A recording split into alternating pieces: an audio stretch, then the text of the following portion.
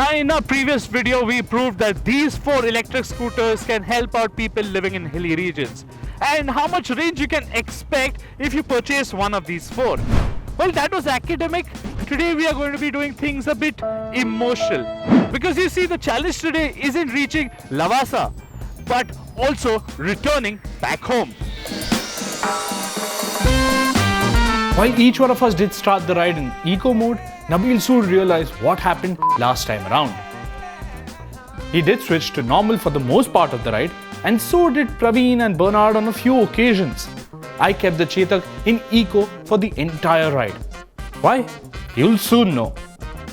We've heard about the notion of biking brotherhoods, going on a breakfast ride, creating a bond between not just man and machine, but between the bikers themselves. And that's what these 4 are setting out to do, or at least trying. Today isn't a race to death. It is how well electric scooters can integrate seamlessly into our usual riding scenarios. The journey from our HQ to Lavasa is just 45 kilometers one way. But through it all, our guys will be facing a variety of riding scenarios. Congested village roads, broken roads riddled with potholes, some small inclines, and obviously the main climb up Lavasa Ghat. But before they can climb, they must limber up.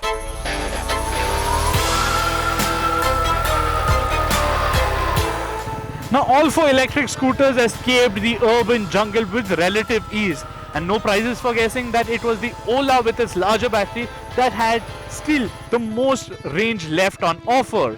But now is where the ride really starts to get tasty, because now is the first time we experience a small hill climb. And as you can see, my colleagues have zoomed off into the distance, leaving me and the Chetak alone to go on very, very carefully.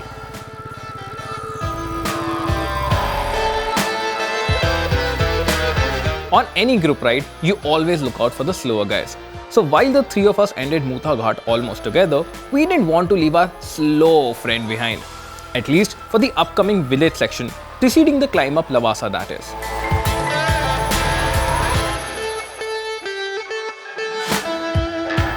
So the boys have graciously given me a head start up Lavasa Ghat, because they were just steamrolling through Mutha Ghat and even through the village sections in between Mutha and Lavasa. They were ahead.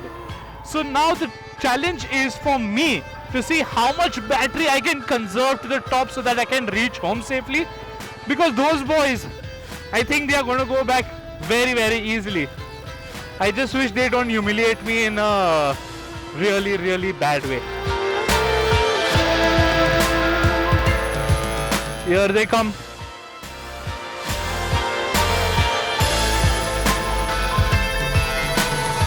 Curbing my enthusiasm was tough. It isn't that I didn't want to keep pace with the trio, but since I had the smallest battery and motor, I had to remain in eco mode all along. The Chetak's auto mode switching to power did happen on steep inclines, but I somehow managed to keep the ride going in eco mode even when the climbs became steeper.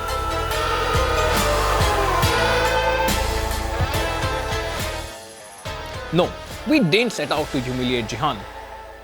It was just that we wanted to soak in the view and maybe have another chance of overtaking Jihan and the Chetak.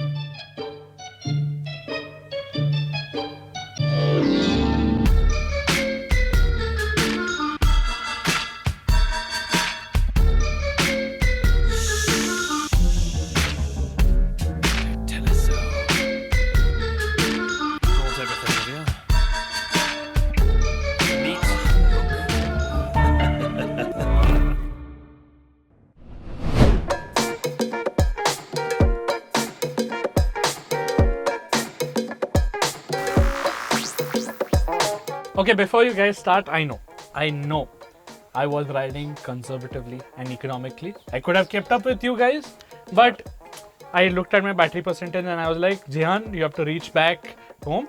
So then I had to take it slow and steady. We know. We passed you what? Twice? Okay, that said, how was the ride for the 3 of you? Well, the Ola was clearly the head of the pack. I learned my lesson from last time, kept it in normal mode, so it had more than enough grunt to come up the inclines. and I still have quite a lot of battery left, so I even pushed it to hyper a couple of times just for that little extra fun. So even though we were all meant to be riding together, I also had to be a little more careful with the throttle. But the dynamic DT could not be entirely trusted. But having said that, I have ridden the scooter around here last time, and I know that if I reach this place with more than 50% battery, my ride back home would be a breeze.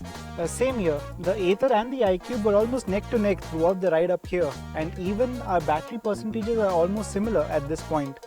That said, I switched the ride mode to Sport for a few steep inclines up there, and yet the battery was not draining as much as I expected, which was great. Cool. Bhurji are here. Let's dig in. Let's go. Take it from the minimum and bring it to the max. Take it from the minimum and bring it to the max.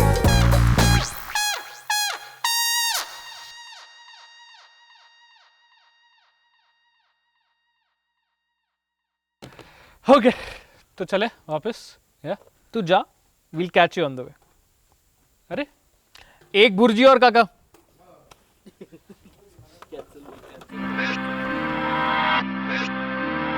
Not only did we want to have some more grub, but rather also spend some time enjoying the corners. Sadly, the Chetak's destiny was to somehow make its way back to office, while the three of us could really enjoy our ride. And here's where the Ather's sharp and confidence-inspiring handling setup kept me thrilled.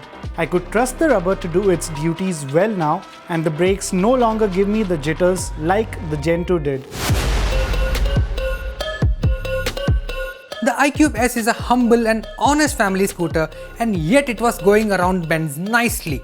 Yes, it isn't as eager to corner or light on its feet as the other two, but clearly I was enjoying the ride more than what Jehan was.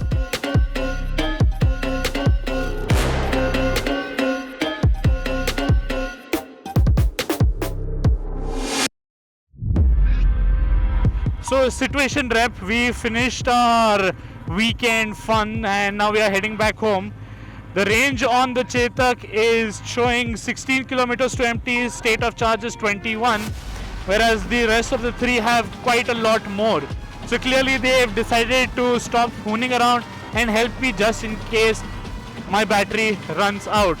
So let's see if the Chetak will be able to reach the office, which is around 22 kilometers away. So I am still 5 kilometers shy. Will it be able to reach office? That's what we'll see. But thank you, boys. Thank you.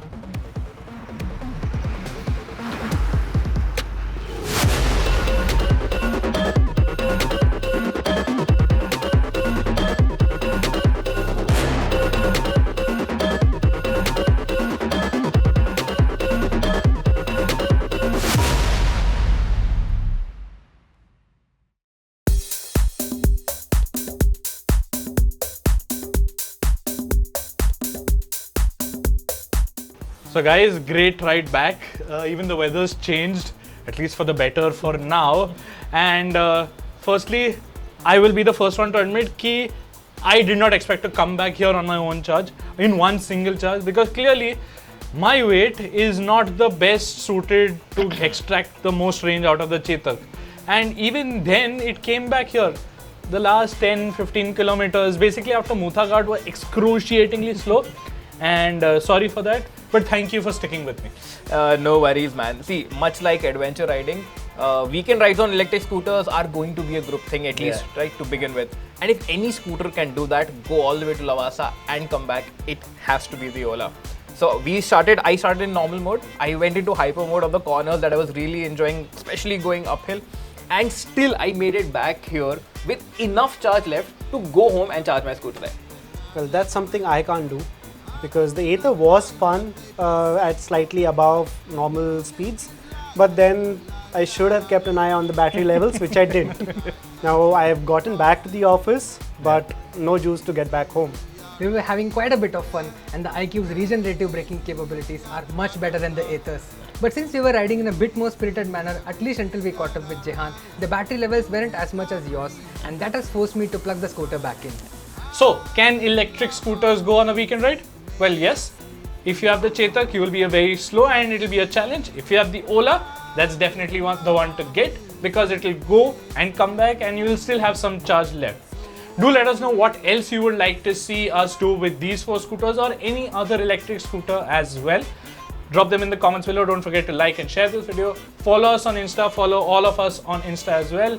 And boys, what's the plan for the next video? भूख लग रही है मुझे, खाना खाने को पहले. खा ले.